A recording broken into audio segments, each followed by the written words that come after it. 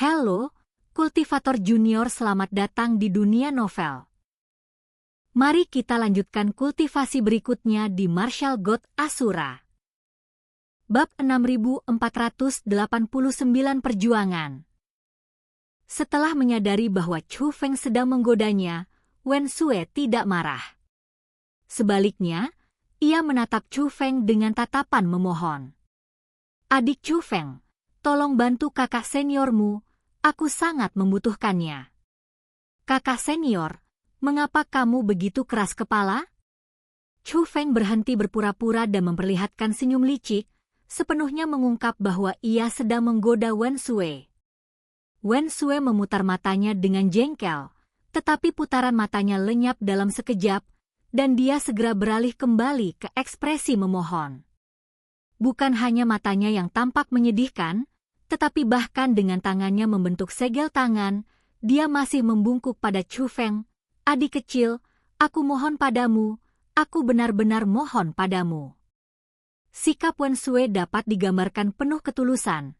Sebelum Chu Feng sempat berbicara, orang di sebelah Jie Tianran berbicara sambil tertawa dingin. Tanyakan padanya, tidakkah kau lihat adikmu yang masih junior sudah dalam keadaan yang sangat sulit?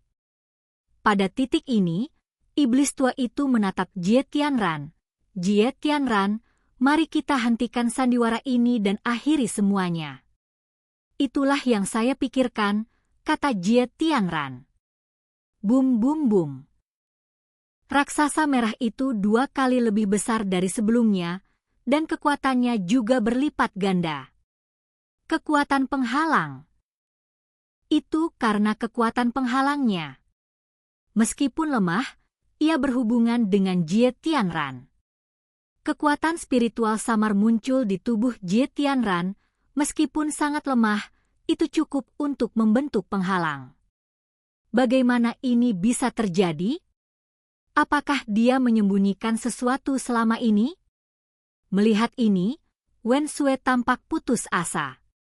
Dia sudah melakukan semua yang dia bisa di sini, menghadapi situasi ini, sekalipun tidak bersedia, tidak ada yang dapat dilakukan.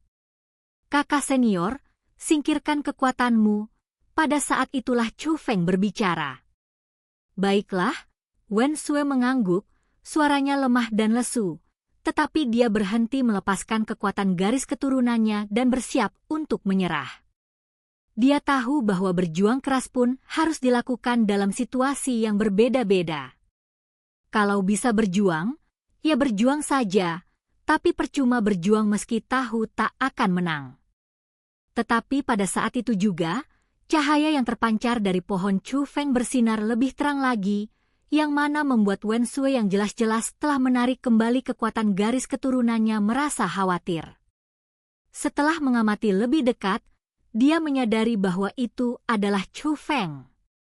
Wen Sue yang tadinya merasa sedih, tiba-tiba menjadi gembira, karena tubuh Chu Feng juga memancarkan kekuatan spiritual, dan itu bahkan lebih kuat dari Jie Tianran. Hasilnya, kekuatan pohon besar Chu Feng mampu menahan kekuatan gabungan Jie Tianran dan iblis itu. Adik Chu Feng, apakah kamu punya trik ini? Kalau begitu, aku akan membantumu. Saat Wen Sue berbicara, dia hendak melakukan gerakan lain.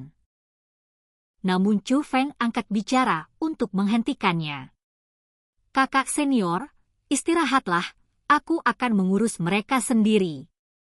Setelah berbicara, Chu Feng memandang Jie Tianran. Bajingan tua, kau pikir kau satu-satunya yang mendapatkan kekuatan spiritual?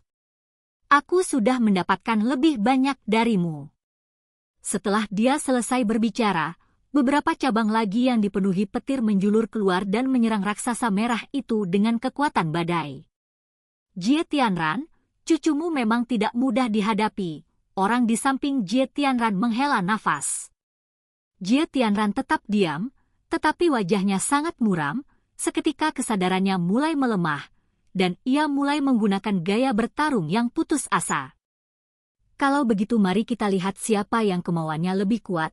Chu Feng terus meningkatkan kekuatannya, kesadarannya menjadi sangat lemah sehingga tampaknya angin kencang dapat dengan mudah meniupnya. Meski angin kencang bertiup di sini karena pertempuran, kesadaran Chu Feng tidak mau hilang. Pada saat itu, kekuatan garis keturunan Wen Sui sekali lagi menutupi pohon besar yang dikendalikan oleh Chu Feng. Adik junior, berikan semua yang kau punya dan kalahkan mereka. Wen Sui berkata pada Chu Feng. Melihat reaksi Wen Sui, Chu Feng berhenti mencoba membujuknya.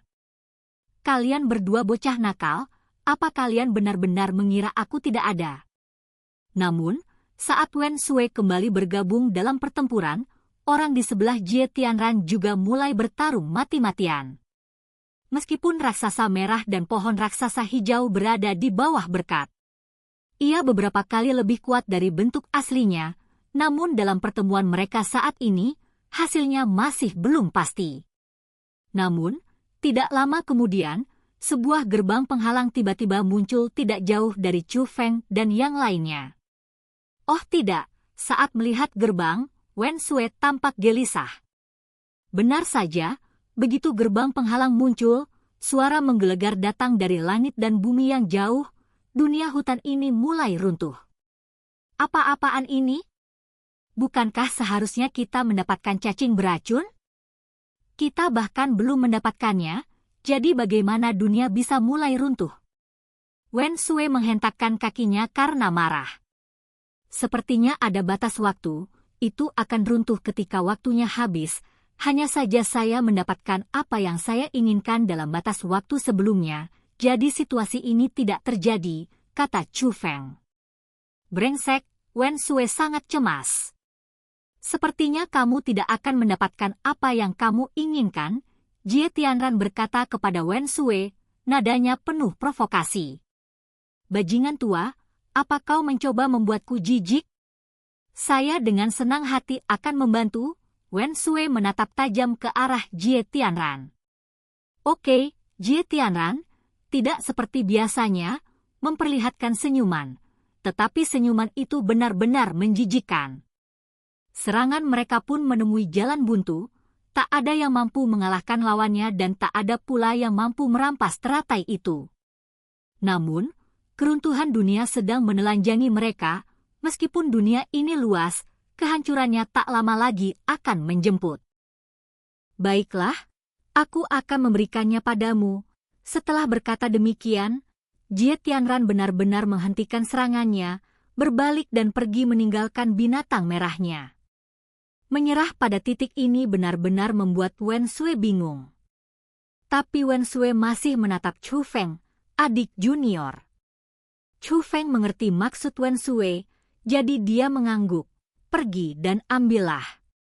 Melihat Chu Feng setuju, Wen Sui buru-buru pergi ke bunga teratai dan langsung memegangnya.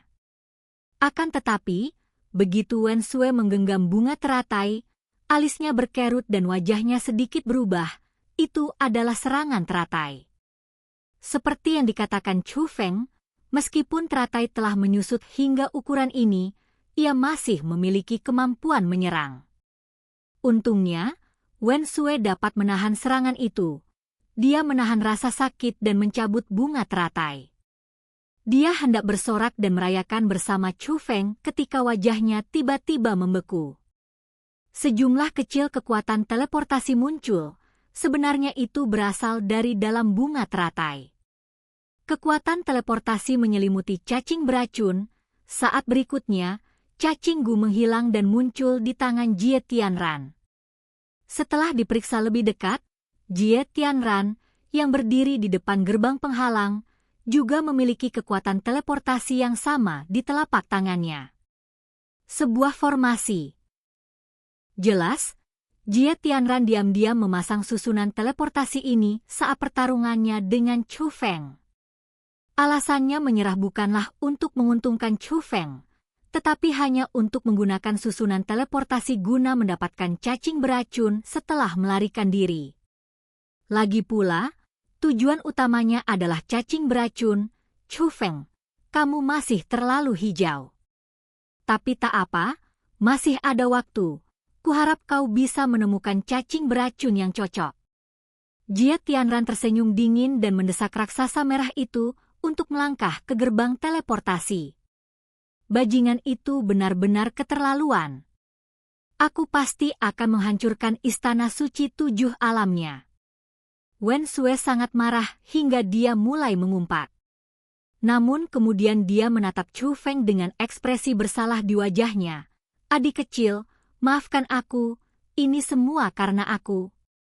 Dia tahu sudah terlambat untuk menemukan cacing beracun baru sekarang, tetapi jika bukan karena membantunya merebut teratai, Chu Feng pasti dapat menemukan cacing beracun yang diinginkannya dengan kemampuannya. Namun Chu Feng hanya tersenyum, tampak acuh tak acuh dibandingkan dengan Wen Sue. Tidak apa-apa, mungkin ada cara lain. Sambil berbicara, Chu Feng mengecilkan pohon hijau raksasa itu hingga seukuran telapak tangannya dan mendekati Wen Sue. Dan kultivasi kita berakhir. Sampai jumpa di cerita berikutnya di dunia novel.